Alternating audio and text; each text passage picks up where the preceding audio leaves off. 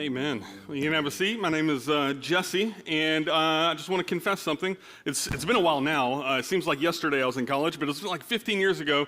I graduated high school and I went to college, and you would think that having graduated college successfully, or excuse me, having graduated high school successfully, that I would have been prepared for college in all aspects of college. It turns out I did really okay in high school. I did as good as I wanted to do in high school, I guess.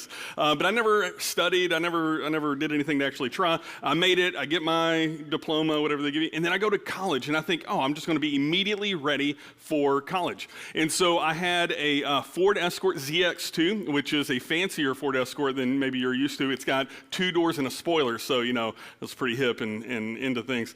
And so I loaded down this Ford Escort with all of my worldly possessions, which all of my clothing fit into one garbage bag, and I had a big 32-inch TV, which at the time isn't the flat screens that you hang on. You can like carry 2 of them, you know, the flat screens. This is a tube, 32-inch TV. It barely fit. It broke the seat. It weighed so much it broke the passenger seat of my Ford Escort ZX2, and I drive to Dallas. I don't have a map. This is before maps are on your phone. I didn't print a map. I just thought I would magically know how to get where I'm going, and so I drive to Dallas. It turns out a Ford Escort ZX2 with a full tank of gas leaving Nederland, Texas, will be on E and crying about it in Dallas. Like, I made it exactly to Dallas. I didn't stop at gas stations. I didn't know where a gas station was, and I just sort of meandered my way. Oh, I know that exit. Someone said to exit, and I made my way to this apartment complex on Fumes to the place that I'm going to live. And I meet my first roommate. His name is Buster McQueen. Not a made-up name. I think his parents named him Buster McQueen. He pulls up in an old, beat-up Ford that's like blowing smoke, and he gets out and he has one of those bull ring, nose ring things. He's like, "Hey, I'm Buster. You want to come and check out your house?" "Yeah, great." And so he's like, "Can I help you unpack?" He's like, "I've got it." And so I just grab my garbage bag and I go inside. He goes, "You have like towels or no? You have a bed? Like you got a trailer coming?" "No, I'm in college. So you're gonna be miserable for a little while." So I slept on my garbage bag for the first few nights of college because high school, it prepared me for graduating high school, but high school did not prepare me for graduating college. I was so unprepared. I didn't know where I was going. I didn't know where a grocery store was, and so Buster's like, "Hey, let me show you around." And so he's gonna show me to a grocery store. And Buster, he was a single guy, and we're going in, and there's this girl in front of us, and he's like, "Look at her, she's so hot. Oh yeah, check her out." It's like, okay, whatever, I'm just trying to figure this out. We go in, we round the corner. It turns out it was a man with a beard, dressed in a dress and a wig. He was really embarrassed. I thought it was hilarious, but I wasn't prepared for that either. I didn't know what I was getting into. It turns out in college you have to study. In high school you don't have to study anything. You can pretty much get by. Your teachers, like if you cry or beg or something, they'll let you with another chance. I didn't have to study until I got to college, and then I had to learn how to study. So much of my high school experience I thought was preparing me for college. I thought I was going to be ready. And it turns out I wasn't ready for anything. And I had to learn the hard way that you can fail college really quick if you don't know where to go, you don't know where your classes are, you don't know how to eat, and you don't know how to study. You don't make it. They don't give you a pass, even though you're paying them for the experience, which is really ironic. High school was free and I made it, but then you pay for college, and I got a lot of hard life lessons. Here's what I think. I think a lot of our coming up in church we thought was preparing us for life, and we believed it. Maybe you've had experiences that you went to church faithfully, you were there all the way through, and then life hit and everything went sideways, and you're just like, I was not ready for that. I didn't expect that. Maybe the religion I was growing up in wasn't preparing me for the real life example that we're experiencing. And so what we have, and what we started studying last week, is this letter from James to the church. And James seems to think that the religion, the faith that you practice, should be preparing you for the real life examples, the real life problems, the real life situations that you find yourself in. And if it hasn't, then maybe there's a tweak or two that we can make to our faith, to our religion, to how we practice it, to prepare us for that. I said last week that Mario Brothers was the greatest game ever made according to those who study it. I don't know who goes to college for that, but the original Mario Brothers, the first level, is the perfect first level because everything you need to know to finish the game, to beat Bowser and to conquer everything, you learn in the first level. Which buttons to press, how to jump, how to run, how to do life. And for a lot of us, the church is like the only expression of faith we have, but James says it the other way around. The church should be like the first level of Mario Brothers. The church, what we do today, this hour that we gather together, is meant to prepare us for everything else life is going to throw at us. This room right here is not the expression of our faith. The expression of our faith is how we take what we learn in here, the people that we know, the lessons that God is teaching us, and we apply it to our parenting, we apply it to our workplace, we apply it to all the different problems that we have. So, to get us up to date, last week James said a lot of things that they're hard to swallow, but it's good medicine sometimes. He says, count it pure joy when you face trials of many kinds. Not because the problems are small, but because whenever you face a problem, you can count it joy because it's going to reveal to you your priorities. It's going to reveal to you what you really put your faith in. It's going to reveal to you what's really important to you. Count it a joy that whenever you face a problem, you're going to find out more about yourself and more about how your faith is equipping you. Or, in some cases, lack thereof, how your faith didn't equip you for that. And so we come back to church and we learn some more. He says, if any of us lacks wisdom, we don't know where these problems are coming from. Why is it that we run face first into this problem over and over again? Anybody have I'll just raise my hand. I'm not going to ask you to raise your hand. I have problems that like every 6 months, it circles back around. I'm like, there it is again. Why in the world does that problem keep coming up? It's just like, I can almost put it on a calendar. Every 6 months, here it comes.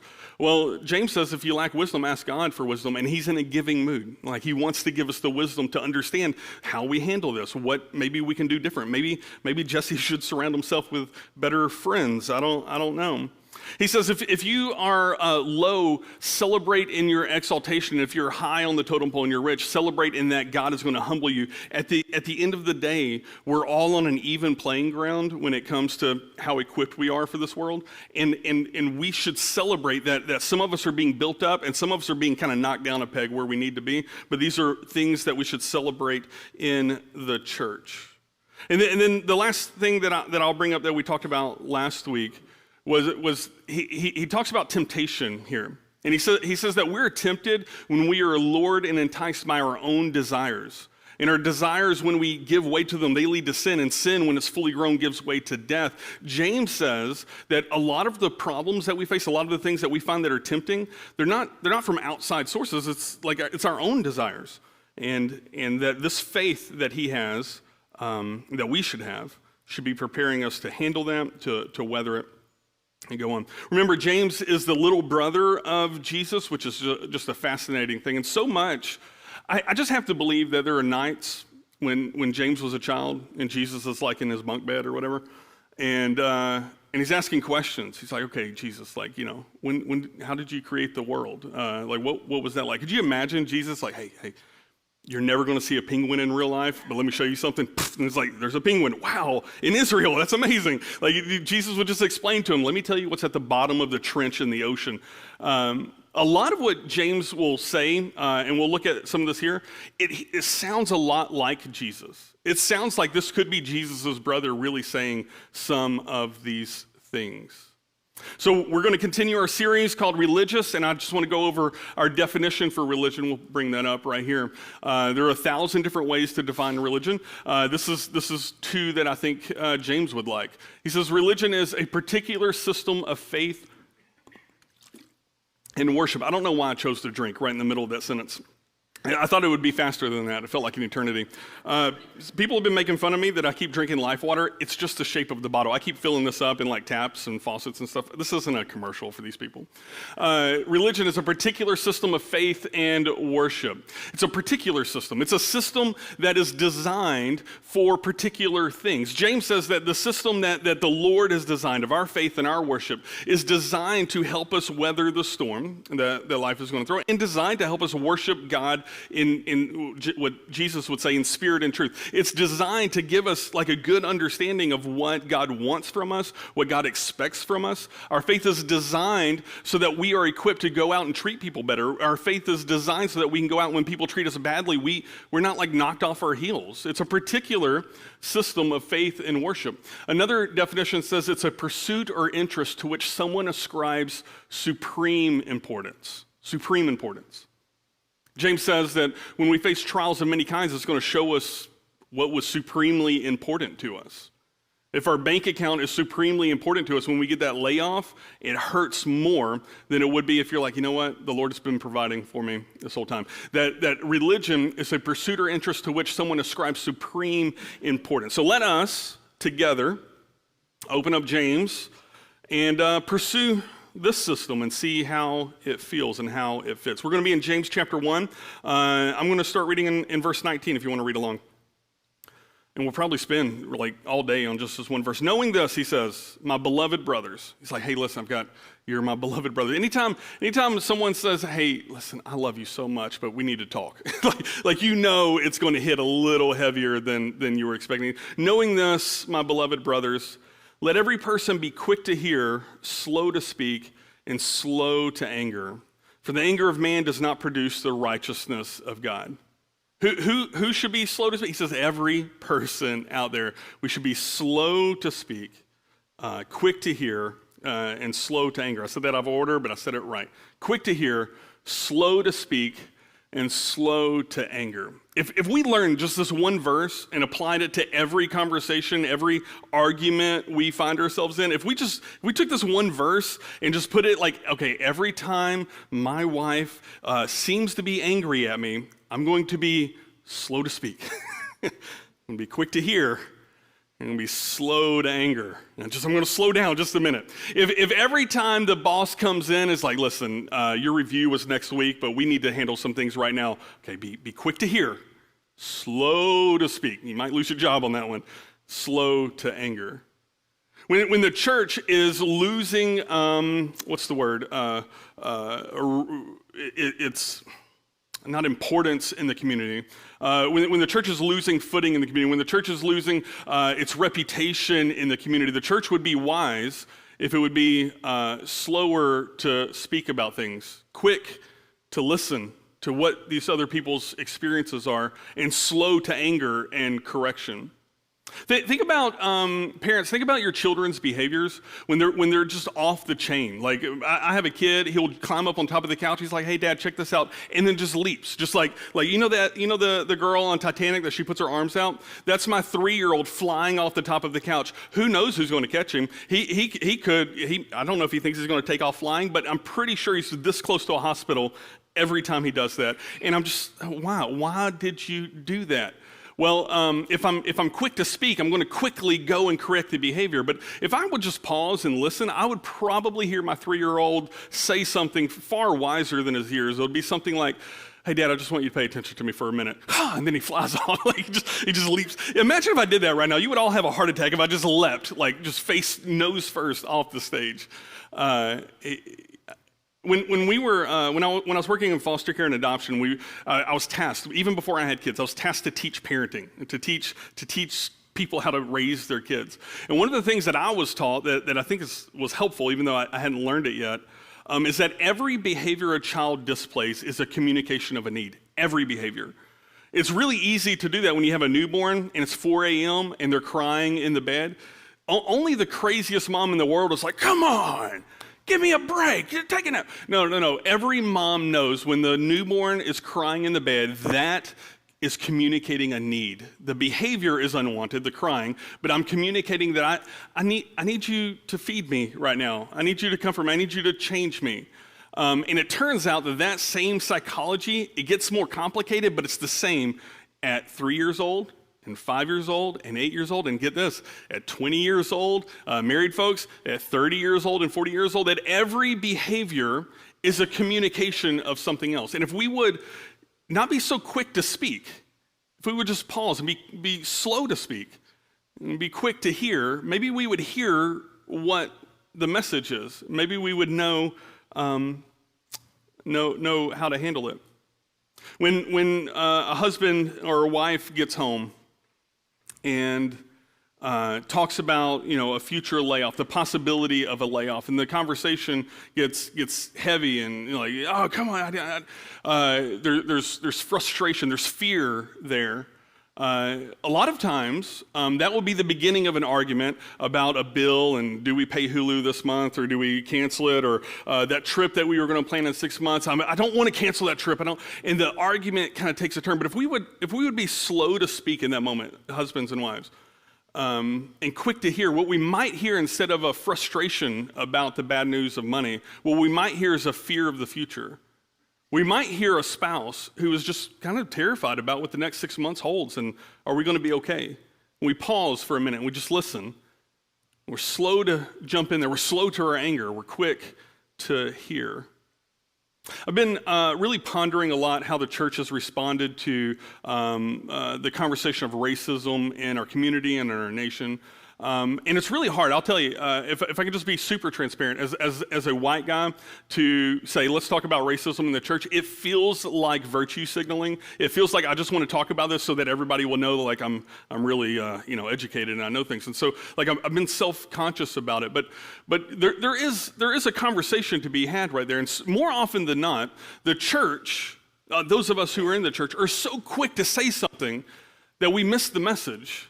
We didn't hear our brothers who have had a different experience, or sisters of a different color who had a different experience at a different moment. We didn't hear them.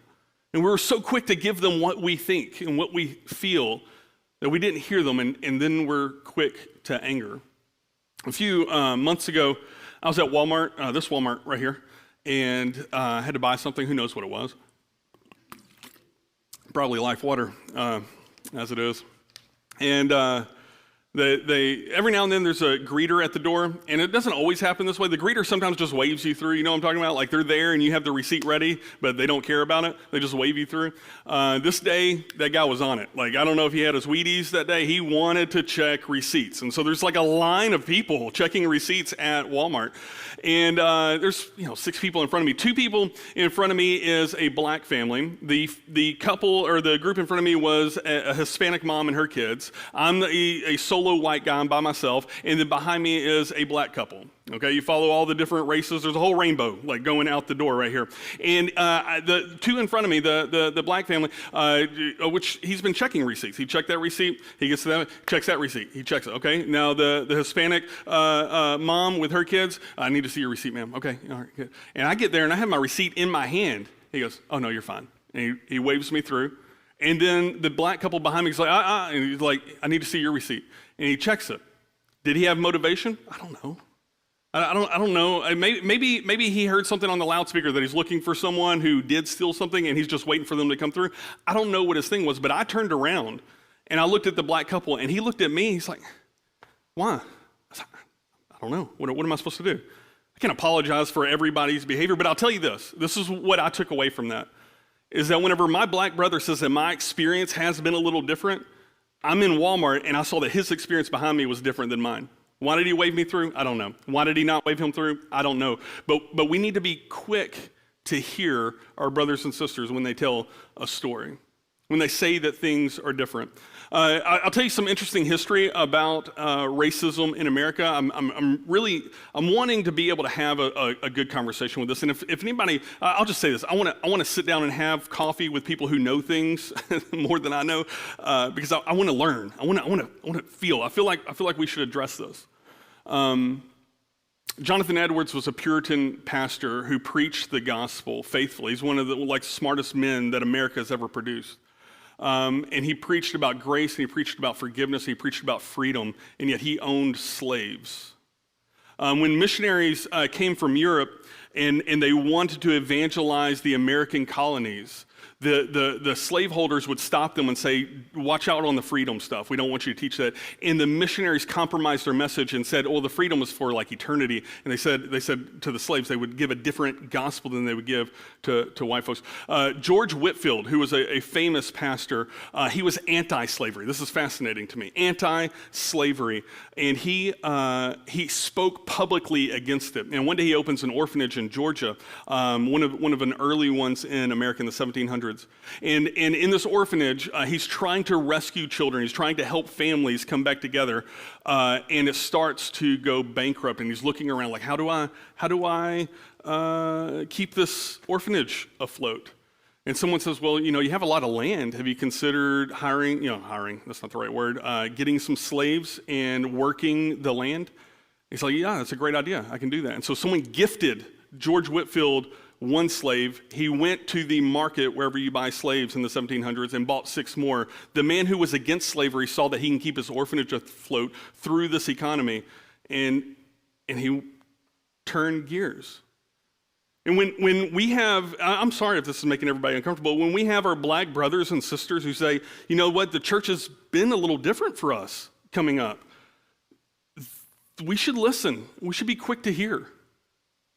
Okay, let's get out of the 1700s. In the 1900s, Billy Graham, America's pastor, crusades everywhere. He did amazing, great things. One of his contemporaries was Martin Luther King Jr., and he was friends, more or less, with Martin Luther King Jr. And Martin Luther King Jr. and others in the civil rights movement asked Billy Graham, would you help us with this movement? And he kind of took a back seat, and he said, that's more of a political thing, and I don't want to compromise the message. And I get that. I feel that pressure. I don't want to get mixed up in Democrats versus Republicans. I don't want to get mixed up in too many things like that if it compromises the gospel. Yet this, in Billy Graham's last book, maybe in a last interview, he publicly regretted not speaking out on the civil rights movement. He says, I missed an opportunity. We as a church should have been more on the front end of this because freedom is freedom, and Jesus gives real freedom. The church should be quick to hear, slow to speak, slow to anger. A lot of my work as a social worker, I'd work with folks in poverty. Poverty is a weird business. I don't know if you know people in deep poverty. It seems like the problem is that there's a lack of money. I mean, that's what we think of when we think of poverty. It's actually more than that. Because if that were the only problem, then all I need to do is to get some green paper out of my wallet and just throw it at people and I fix them, right? Like if poverty was the real problem, that should fix it, yet it doesn't. We went to Mission... it was either Mission Arlington or Mission Tyler, and they had this explanation. It was like a 30-minute class that they'd make you go through before you could serve there about poverty. It was fascinating to me. And she said a lot of people, they see people in poverty and they see the problems that they have because of their poverty, and they run in to try to fix it. I'm going to fix the problem. I mean, you got a problem with your bills? Here you go. I'll pay your light bill. I'll pay your rent. Think of how often our missionaries, like we send people across the country to go build a well. Like you have a problem with a well, we're going to go fix it. And here's what she said. She said, when we do that, when we look at poverty as a problem that needs fixing, a money issue or a thing, what we're taking away from them is the dignity that is inherent in someone meeting their own needs and serving. All of these people deserve dignity. I think of our community has a problem with addictions. You have drug addiction, alcoholism. Pills are a big problem in our community. Families are just getting destroyed by meth. My gosh. And we think it's so easy. I mean, it's just a behavior problem, right? You choose that addiction. But if you sit and listen to a battered wife whose entire existence is fear, whose entire existence of surviving is predicated on the man who is abusing her, paying the bills and providing the shelter, you have a different understanding, a different empathy with people. If I could just not beat this horse, completely dead. When James says, "Know this, my beloved brothers, let every person be quick to hear, slow to speak, and slow to anger." I think what we would find as a church and as individuals, if we would just slow down and listen to people's stories, we would know more about how the world really is, and we would have more empathy for people. And in return for us growing in our empathy, they would in turn grow in dignity because we see them for who they are, not just a problem that needs fixing, not just a political thing or a money hole that we just throw. Like, real people really need the gospel. And if we're slow to speak and quick to hear, we would be more able to do that. Verse 21 says, therefore, because of this, because we're going to be slow to speak, we're going to be quick to hear, and we're going to be very slow to anger, therefore put away all filthiness and rampant wickedness, and receive with meekness the implanted word, which is able to save your souls. James says, you, the church, the implanted word, you know what God is asking for you. The thing that is getting in the way, church, is that we've been quick to anger. Therefore, if we slow down on our anger, we choose. I'm not going to get mad about everything. Every time Fox News tells me I should be mad about something, every time MSNBC says I should be mad at that person, I'm going to get really mad. We're very easily manipulated when we're easily angered. But if we're slow to anger, then we can start to do what he says right here. We can start to put away filthiness and rampant wickedness, and we receive with meekness the implanted word. We receive what we know God is already teaching us, and we receive it well, and we become those who are meek, those who are gentle. I'm all like preachy today. I'm not usually like this. I apologize if that's really uncomfortable. Verse 22 says, but be doers of the word, not hearers only, deceiving yourselves. Now, last week we looked at something that James believes, that we have an incredible ability to lie to ourselves, to the point that we've convinced ourselves of the lie that we created in ourselves. That's how temptation lures us and entices us to sin and therefore later to death. And what he says right here, be doers of the word, not hearers only, deceiving yourselves. When we come to church or we open our Bible and we read God's word, we're like, man, I really do need to work on that. And then we close it and then we walk away and we've not done anything with the thing that we were just taught, or the thing that we were just like struggling with, or the thing that we like find hope in. We do nothing with it. What James says is that we're deceiving ourselves. We keep filling up our brain with knowledge, and we don't do anything with it. What is a person like who is a hearer only but not a doer? He says, verse 23, for if anyone is a hearer of the word and not a doer, he's like a man who looks intently, I like that word, intently, he's just staring, looks intently at his natural face in a mirror. For he looks at himself and goes away and at once forgets what he was like. But the one who looks into the perfect law, the law of liberty, and perseveres, being no hearer who forgets, but a doer who acts, he will be blessed in his doing. He'll be blessed not in his hearing, not in his thinking, not in his wishing. He'll be blessed in his doing. A few years ago, it was before I was pastoring, but I was filling in up here, and I'd finished a message in front of all of you beautiful people, and the building cleared out, and kind of turning the lights off. There's just a few people left, and walking through the hall, I'm saying bye to a few people, saying bye to Jason and Amber and Micah, but Jason is the last one. Jason Harris, our worship pastor, he's in the hall, and we had this long conversation, like 5 minutes. It was, I don't know what we talked about, but a 5-minute conversation. And I'm the last one to walk out the door. I walk out, I get in my truck, and I look in the mirror, and I have a booger in my nose. And I thought, man, like which one of you guys isn't a good enough friend to tell me that I had something gross happening on my face? I talked to all of y'all. I talked to people in the hallway. I talked to people, coworkers. Nobody said anything. And then I looked in the mirror. I looked intently in the mirror. I was like, golly, I'm disgusting. And I took care of it. I fixed it. Now, up until me looking in the mirror, it was all of y'all's fault. No, somebody should have said something to me.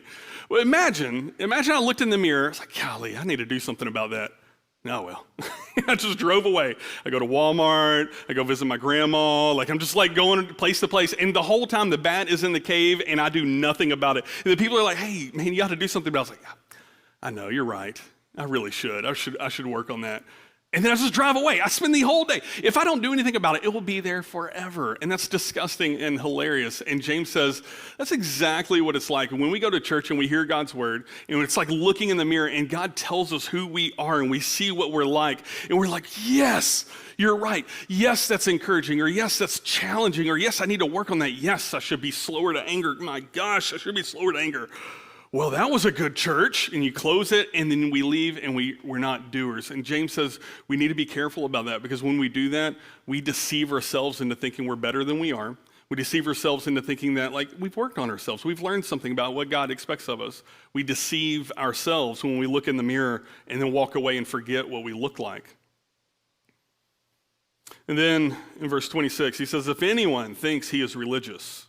And for James, that's such a good word. We see that as a negative word, but for James, if your religion, if your pursuit is a good and holy and righteous thing, then religion is good, religiousness is good. If anyone thinks he is religious and does not bridle his tongue, but deceives his heart, this person's religion is worthless. Oh, I just have a quick mouth. My grandma, she liked to talk, and she would say things like this. She would say, well, Jesse, I have a long tongue, which I don't know where that metaphor comes from, but it's a good, have a quick tongue. People say things, sometimes they'll say, sometimes I just can't control my mouth. I can't, it just gets the best of me. Sometimes I get so mad when that person cuts me out, I just can't stop it. James says, if anyone thinks he's religious and does not bridle his tongue, you don't work on your tongue. A bridle is not like an inherent skill that the horse has. You put a bridle on a horse, you steer it around. You tell the horse where to go. The horse isn't born with a bridle. The horse has a bridle placed in there. The horse rider doesn't inherently know how to steer a horse until they get on there and start practicing and trying. And what James is saying is if this person doesn't bridle their tongue, if this person isn't taking steps to control their mouth and control the wickedness that comes out or the anger or controls the quick tongue. We're not talking about using curse words. We're talking about using our words to hurt people. If this person does nothing to control their tongue and deceives their heart into thinking they're pretty good people, you know what, they shouldn't have said that to me either, and so I'm just going to say what I want. James says you're deceiving yourselves. And your religion, whatever your intent pursuit in life is, it's not working for you. Maybe, if that religion is worthless, maybe the religion that James is offering, the religion that puts a faith in Jesus to be transformed by him, a faith that says, I'm going to be a doer of the word. Whenever I hear that God has called me to something, or I hear that God's standard is different than the way I've been living, I'm going to be a doer of that, and I'm going to start bridling. That's what I'm going to start doing. I'm going to start working at it, and I'm going to put this horse in check. So I've killed a horse today, and I've put a horse in check. A lot of horse metaphors this morning. Religion that is pure, verse 27.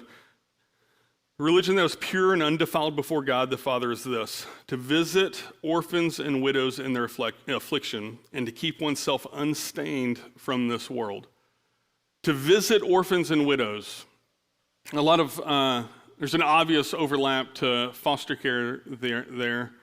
And certainly serving our widows and our widowers is got to be vitally important. I wonder sometimes why James chooses these two categories, the orphans and the widows. I think it's this. I think it's because if the church doesn't look out for some people, for example, orphans and widows, but others too, then there's nobody left. There's nobody else looking out for the widow's best interest. There's no parent there to defend the orphan's needs and to help them. I mean that in a legal sense. I mean that in a let me teach you how to be a man sense, and let me show you what it's like to be a woman of God sense. There's nobody for the orphan who's there unless the church, unless someone says, I choose to be there. To visit them in their affliction says, I don't just know of the problem and throw money at it. To visit them means that we get up and we do something. We get up and we serve people who are alienated, people who are far from God, people who are maybe different than us, maybe have a different experience than us. We visit them, and when they tell us their experience, we're slow to speak our experience, and we're quick to hear their experience. And if something in their experience challenges us, then we're slow to anger in response. James has this whole formula for how we can be better humans in this world. And that's to show up when people are in their affliction and just sit and listen and hear what they're going through. Pure religion, not useless religion. Remember, if you don't bridle your tongue, that's useless, but the religion that is pure and undefiled before God, the one that God is recommending to us here, is to visit orphans and widows in their affliction and to keep oneself unstained from this world. That when we look around and we look at the problems of this world, we're very careful not to let it stain us, not to let it flavor us. I'll be honest with you, the church should not sound like a news broadcast. The church should not sound like a political commentator. The church should not sound like, what are we supposed to be angry about today? I don't know. I've lost track. Last week it was this thing, how people were treating each other in Seattle. I think this week we're supposed to be mad at the heat wave in Texas. I don't know. But the whole world is telling us what we should be mad at. And every time we start, oh yeah, I'm going to be mad at that, we stain ourselves a little bit. Every time that we're lured away by our own desires, lured and tempted by our own desires, we stain ourselves a little bit. Every time we respond in anger instead of being quick to hear, we stain ourselves a little bit. And the religion that James is suggesting is one that would keep us less stained and would send us to visit people in their affliction and just listen and hear and serve, maybe pray with, maybe hope with, maybe hear their experience and say, you know what? I had no idea that's what that was like. I'm so sorry. What can we do? I'm going to quick reading James. We'll pick up in chapter 2 next time. For us today, somewhere along the way in reading God's word, we should be encouraged and or challenged. Probably a little bit of both, if I had to be honest with you. And if we're like, man, that was awesome, I love that, and we close our books and we leave, James has already warned us what's going to happen. We're going to deceive ourselves into thinking we applied something that we didn't. We should walk out of this room, all of us, myself included, should walk out of this room with something like, I'm going to start working on that. I'm going to start doing that thing. I'm not going to do that because it's going to lead to salvation, because he's already talking to Christians. He's already talking to saved people. We go do these things not to make God like us more. We watch our mouths not to make God like us more. We're quick to listen not to make God like us more. We do that because that's the religion that prepares us for a world that's going to go sideways. You know what's really funny is that if you start showing up in people's lives during their affliction, it's only a matter of time before affliction hits you. And you've showed up in a lot of people's lives. You've invested in a lot. You're going to have people show up in your life, and they're going to be there for you as well.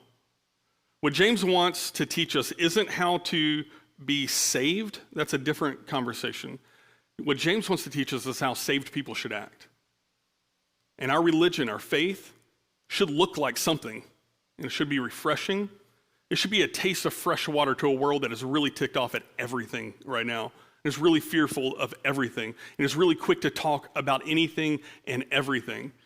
Our religion, maybe a little bit quieter sometimes, maybe choosing the right moment to speak up, maybe not reacting in anger, but certainly it is getting out and doing the things that we hear God teaching us to do. So may we, may you, may I, choose to be challenged by God and choose to believe that I'm not perfect and I'm not attained to that yet, and choose to trust that God's way, the way that James is teaching us, is a way that's going to lead to more peace. And it's going to be a religion that is useful both to me and to those in affliction around me, because I don't want to be useless. I know that you don't either. Let me pray, and after I pray, you will be dismissed. There won't be a queue today. Father, Lord, first I thank you for your word. Lord, you have not pulled any punches here in James, and so Lord, I pray for forgiveness where I've been quick to anger. I pray, Father, that you would teach me your ways better. I pray, Lord, that as we collectively, as we as a church apply this, Father, that we'd be seen as a group of people that are so quick to listen, so quick to serve, so quick to join people in their affliction. Father, that we would be angry about the things that make you angry and not be manipulated by a culture that is so quick to cause us anger. Father, I pray that we would take your word and apply it and be doers of your word. And I pray, Father, that you would protect us from our deceitfulness. You would protect us from our own ability to lie to ourselves.